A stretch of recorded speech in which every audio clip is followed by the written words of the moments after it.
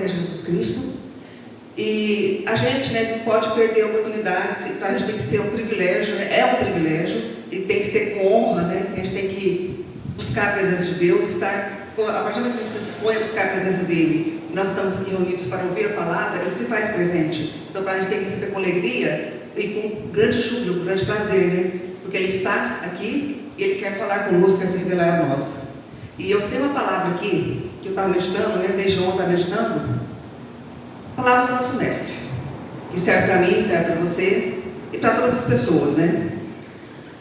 A gente, no mundo, a gente tem lutas, tem provações, tem tribulações, tem problemas, né? Muitas vezes a gente se encontra em angústia, se encontra, às vezes está em desespero, com dor de alma, né?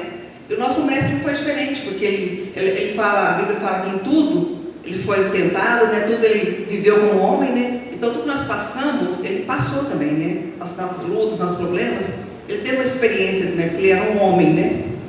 O divino, mas era um homem. Eu quero ver uma passagem com vocês aqui hoje, que a gente vai fazer memória dele, né? Participar do corpo e do sangue dele. A gente não pode deixar de olhar para ele, né?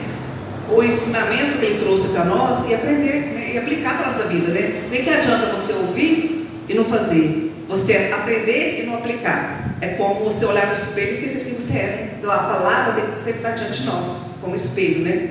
Porque a palavra, ela vai sempre nos confrontar. E com o confronto, quando ela vem nos confrontar, é para a gente fazer alguma coisa ou deixar de fazer alguma coisa, né? Então a gente tem que estar sempre atento e ligado naquilo que Deus tem e naquilo que Ele quer de nós, né? Eu quero ver essa passagem no livro de Mateus 26. Começar no 38.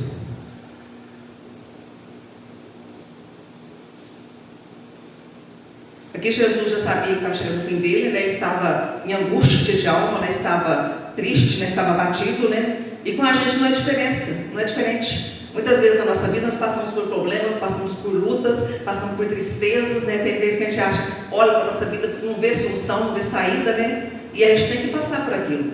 Aqui vamos aprender com ele, né? Assim, uma experiência que ele teve. Aqui ele chamou os discípulos à parte para estar com ele em oração, né? Aí ele pegou o versículo 38.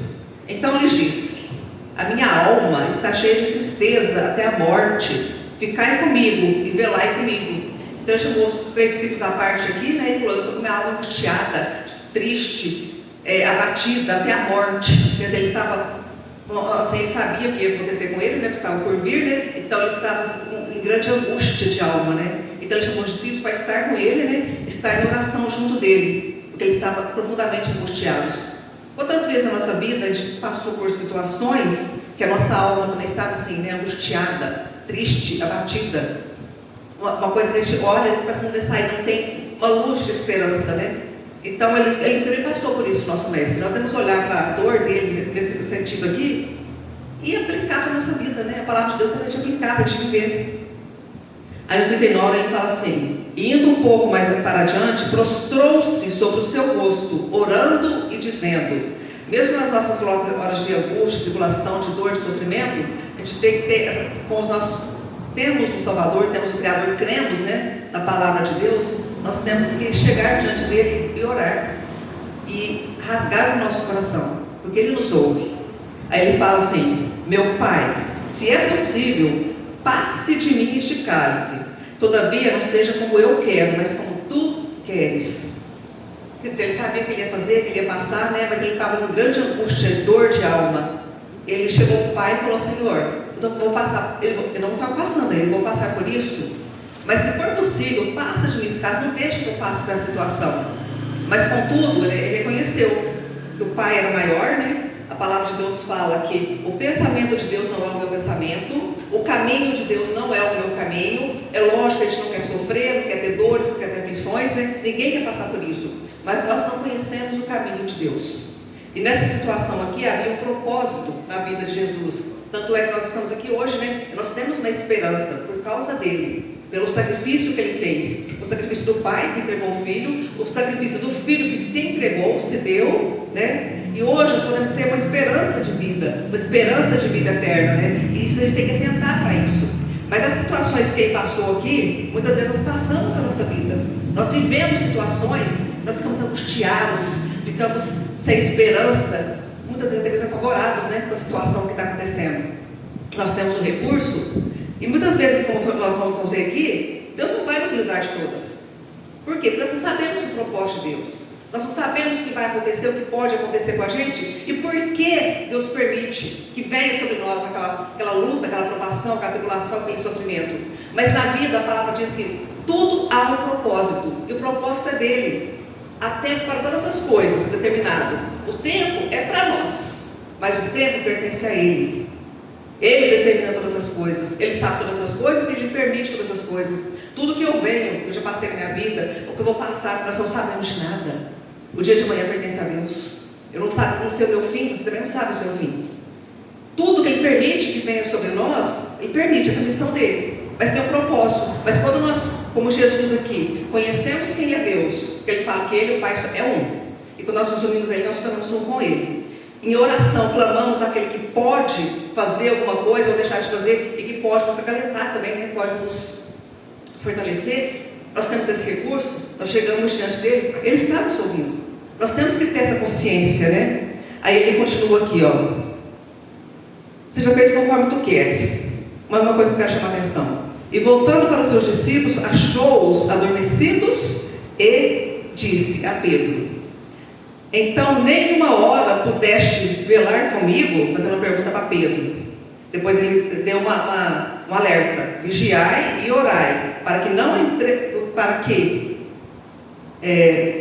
entreis em tentação. Na verdade, o Espírito está falando, mas a carne é fraca, a nossa carne é fraca. As lutas que vêm sobre a nossa carne, sobre a nossa vida é fraca. Porque nós estamos aqui no mundo, nós não somos do mundo. Igual hoje temos a experiência de uma irmã nossa, né, que partiu, né? O tempo determinado por Deus, foi feito tudo humanamente possível, né, para que ela pudesse viver um pouco mais. Mas é isso que eu quero ressaltar: nós não conhecemos o pensamento de Deus, nós não entendemos o propósito dele, nós apenas podemos confiar e entregar. Mas uma coisa nós sabemos: a palavra de Deus fala, aqui a família está chorando, as pessoas estão chorando, estão tristes, mas lá no céu, como ela era filha de Deus, estava buscando a presença dele, entregou a vida dela para ele, lá no céu há uma festa neste momento. Ela está sendo recebida no reino de Deus. Porque Jesus falou: eu irei, ele foi primeiro, mas eu vou preparar lugar para vocês, para que onde eu esteja, estejais vós também. Então essa esperança eu tenho que ter, você tem que ter, porque nós conhecemos a palavra, nós sabemos o caminho que leva à vida, porque Jesus é o caminho, é a verdade e a vida. Então nós temos que ter isso como base e isso como esperança, porque na vida, na nossa vida hoje, todos nós temos lutas, problemas, preocupações, igual ele fala aqui, ó, no livro de João 17, 33. Palavras do nosso mestre, eu quero falar dele. A gente tem que aprender com ele, tem que aprender a ouvir ele e tem que aprender a aplicar na nossa vida também. 17, 33. Tenho-vos dito isso. Ele tem dito todos os dias, a palavra tem sido anunciada, tem sido proclamada. Nós temos ouvido a palavra, temos conhecido a palavra. Para que em mim tenhais paz. Mas nós temos que ter paz, temos que ter essa confiança e essa esperança. No mundo tereis aflições, mas tende bom ânimo, porque eu venci o mundo. Então é um alerta que ele nos deu aqui. No mundo nós vamos ter aflições, nós vamos ter luta, nós vamos ter provações, nós vamos chorar, nós vamos muitas vezes ficar quebrado, porque às vezes a gente se sente quebrado, impotente diante da vida, mas a gente tem que ter bom ânimo. Por quê? Ele falou, como ele venceu, nós vamos vencer. Essa luta, quando a gente vive aqui nesse mundo, nessa terra, é uma luta constante. Cada dia nós temos que vencer uma batalha, temos que estar preparados para o que possa vir. Nós não sabemos, só Deus sabe. O que possa vir sobre nós, o que possa nos acontecer. Nós estamos aqui, nós estamos bem, estamos saudáveis, estamos bem de todas as formas, mas nós não conhecemos o dia de amanhã. Mas uma coisa eu tenho que ter e você tem que ter uma base. Nós temos que conhecer essa base. Nós temos que conhecer quem é Deus, o nosso Pai. Nós temos que conhecer quem é Jesus, o nosso Salvador. Nele confiar e por Ele esperar. E saber que mesmo que a gente tenha lutas, provações, aflições nesse mundo, igual ele falou, no mundo nós vamos ter, no mundo nós vamos passar, mas nós temos que continuar tendo bom ânimo, buscando, confiando, entregando, acreditando, porque Ele venceu e nós venceremos também. Amém? Eu dei essa palavra na nossa meditação, é importante, no dia de hoje, que a gente faz memória dele, lembrar das palavras dele, explicar, enraizado no nosso caso, acreditar no nosso coração, nosso tesouro, nosso bom tesouro no coração, e tem que estar sempre na nossa boca. Porque muitas vezes as lutas que vêm, as provações, se a gente não botar nossa confiança, não ter como apoio, a gente mesmo desfalece. Amém? Agradeço a oportunidade, agradeço a Deus, agradeço aos irmãos que estão aqui presentes, que estão ouvindo, que essa palavra seja assim, de conforto, de consolo, para quem possa ouvir, para quem possa que ela entre no coração, e essa palavra seja uma luz de esperança. Nós temos que ter, senão a gente não aguenta viver nesse mundo. As coisas que muitas vezes acontecem, se a gente não tiver essa base, essa esperança, a nossa vida, ela flui, ela se esvai. Então nós temos que ter isso. Agradeço a Deus, Pai, muito obrigada por essa oportunidade que o Senhor tem nos dado hoje, de estar aqui, ouvindo a Tua palavra, aprendendo de Ti, Jesus. A Tua palavra nos diz, aprendei de mim, porque eu sou manso e eu sou humilde de coração. E eis que estarei convosco todos os dias, até a consumação dos séculos. Essa certeza, essa confiança nós temos em nós temos que ter. O Senhor está conosco, o Senhor se faz presente nas nossas vidas. E o Teu Espírito Santo que está em nós, nos ajuda e nos conforta em tudo. E por isso nós te agradecemos. Obrigada, meu Pai, que nós não estamos só.